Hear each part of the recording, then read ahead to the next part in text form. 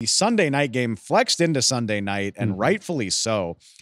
This is still a good game if Kirk Cousins is the quarterback. Even with his struggles, this is still an interesting game. But man, all of a sudden, it's a Heisman Trophy showcase. Right.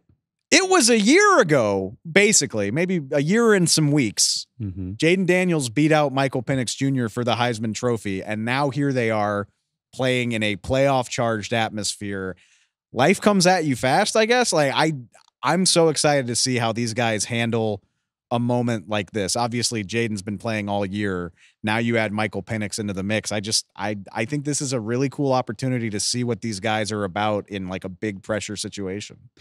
I think the Falcons made the right decision to start Michael Penix Jr. over Kirk Cousins. I mean, he adds a different element to that Falcons offense, makes it more explosive, has a stronger arm, is more mobile, more accurate at this point from what we've seen.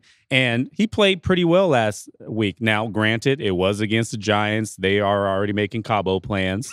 But, that interception wasn't on him. And Kyle Pitts pretty much dropped the ball on that. And I thought he had a commanded offense. Yes, it was kind of, short, precise passes, easy reads, but he gives the Falcons a better chance to win. Do I think they're going to beat the Commanders? Probably not. The Commanders, they're still, playing for that playoff positioning. And Jayden Daniels, I mean, he has Offensive Rookie of the Year just wrapped up. It felt like he was losing his grip on it for about a month. Maybe a couple weeks, but he got it back. It's over now. Yeah. No, it's over certainly over. I mean, the way he's just galvanized that fan base. I mean, I met him for the first time at the ESPY Awards, and he told me that he was going to try to turn the narrative around with the Washington Commanders. I didn't know he was going to do that in year one. I mean, he has literally, they look like a completely different team. That fan base is rejuvenized from top down. I mean, just the way that he's helped just energize that fan base, and the defense is playing better. They're playing over their heads to me. They don't really have a lot of name brand recognition players. I mean, besides, a Bobby Wagner, but, he's older. That defense is top 10 in the league right now and playing at a high level.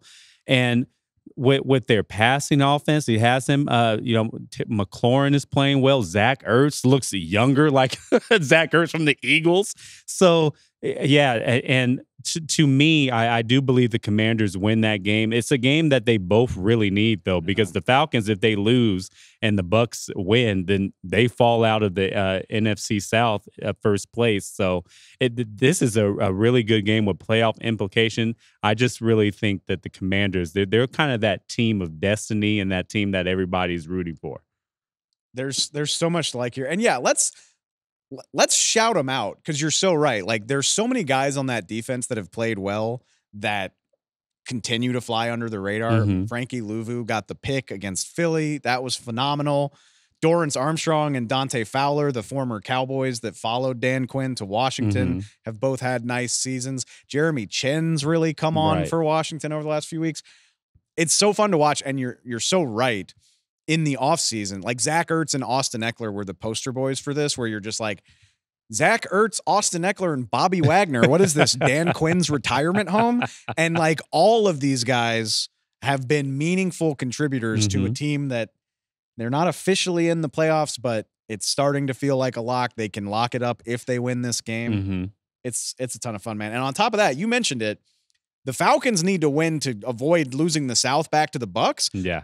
If the Bucs mess around and lose on Sunday, the Falcons could win the division on Sunday night. I mean, getting a little ahead of myself, but the swings in this are wild. I think Tampa Bay plays Carolina on Sunday. That's a Carolina team that took them to overtime not that long ago. Stranger things have happened with the way Bryce Young and those guys have been playing. So. They're flying under the radar too, and kind of credit to Bryce Young though. After he's been benched, he's developed as a quarterback, as a pocket passer.